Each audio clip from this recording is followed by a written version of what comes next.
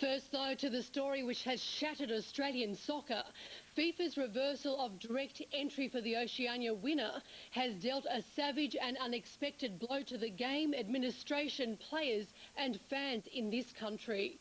The powerful South American lobby has pulled off a stunning coup by convincing FIFA to reverse its unanimous decision 7 months ago, which had given automatic entry to the Oceania winner. Bastards. No, bugger them. They must walk out. FIFA, South America and Soccer Australia have all been blamed, but the one thing for certain is that the Socceroos have been robbed of their best chance of qualifying for the 2006 World Cup final. And Australian soccer officials are shocked and disappointed with the decision by FIFA to withdraw direct qualification. When FIFA talk about, their slogan or their motto, which is for the good of the game, they should change it, I think, to, for the good of the superpowers. It's been proven in this case that, the South Americans and the Europeans went along with it whilst they thought that the World Cup would be increased to 36 teams. When it wasn't, basically, no way, it's not going to happen. We're not losing a half spot. And they vetoed it. And therefore, the little boy pays. Well, I think what this decision has shown is that the grubby backdoor politics of FIFA have not gone away forever, and the grubby deals that have been done in the past continue to be done.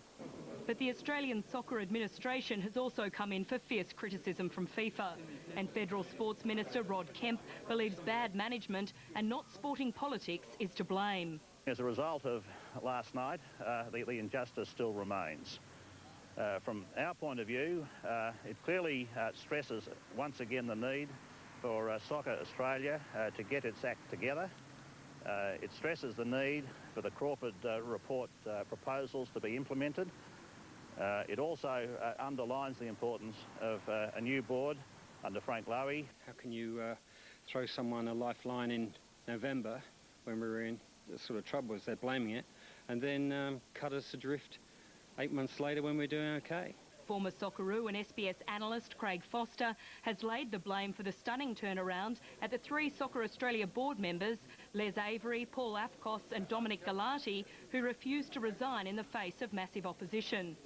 3 in particular who won't resign are right at the heart of it. It sits squarely at their door and they must walk out. 7 former captains, the champions of the game, people with integrity, morals, ethics, people with standing in the community have asked them to walk away, and we have the 3 Amigas refusing to do so. It's unbelievable. It's beyond farcical. FIFA rejected plans to expand the World Cup to include 36 nations. And in order to pacify the South Americans who were pushing for the expansion, the Executive Committee stripped Oceania of its automatic qualifying spot. On est arrivé à la conclusion qu'à 36, ils ne comprennent plus rien. À 32, c'est facile.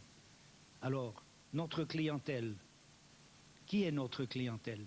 Ce sont les fans du football. Plus d'1 milliard de personnes à travers le monde sont des fans du football. Alors c'est pour eux, pour les fans du football, pour eux, pour elles, qu'il faut maintenir la transparence. Donc 32, c'est juste. FIFA boss Sepp Blatter abstained as the vote to hand the spare qualifying spot back to South America was carried by a massive 22-1 margin. Tom Demanis, Soccer New South Wales chairman, believes the scant regard given to Oceania means the region should be merged with Asia. And what is the point of having Oceania? Let's get rid of it. What is the point of having a confederation which has no base at all in the scheme of things? Why don't they create Oceania part of Asia? Let us play in a league where at least we have an opportunity to qualify without having to travel all over the world like Marco Polo. Another reason given by FIFA for the about-face is the poor showing of New Zealand at the Confederations Cup. The All Whites were the worst performed team, losing all 3 games and scoring 1 goal while conceding 11. If we're looking at results, have a look at Australia beating England, have a look at New Zealand drawing with Scotland. So if we go back to the original decision as to why we got this direct entry, it was to ensure that the game here was going to be developed.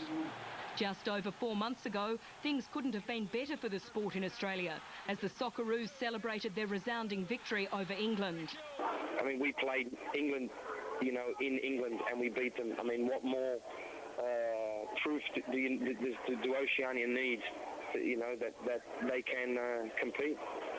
But whilst there's gloom and doom over the sport today, former Socceroo captain Johnny Warren doesn't believe the FIFA decision is all bad news. FIFA have double-crossed us many times in the past, and this is another double cross. But having said that, I think it's a blessing in disguise. We will probably, it's not decided yet, I would think we'll go in with Asia, and that's where we should have been from day one. For the time being, it's back to the drawing board, with the road to the 2006 World Cup uncertain. But there is hope FIFA will give the region some concessions when it comes to its qualifying path. One would think that there is some moral obligation left in Blatter. There must be some moral turpitude left in those FIFA delegates to be able to say, look, we've done the wrong thing by these people. Let us at least give them an opportunity to try and gain qualification through the easiest route possible. The qualifying issue is not set to be decided for several months, and Australia's best option looks to be through Asia. But there is still the chance that the Socceroos could once again be forced to play off against the fifth-ranked South American side. There's been early talk of a round robin between the Asian, South American, CONCACAF and Oceania qualifiers. But that's just one of a series of options now being fiercely debated. Maybe a sweetener would be, OK, put all those 4 teams into a group phase, play home and away, and the top 2 teams will fill the last 2 spots at the World Cup. Thereby, we would get 6 quality games, 3 at home, 1 against a South American opponent, 1 against an Asian, 1 against a North American side, and we play 3 away. If we can't make it playing 6 games against those quality opposition, well, most probably we don't deserve to go. But I think we would qualify in one of the top 2 teams.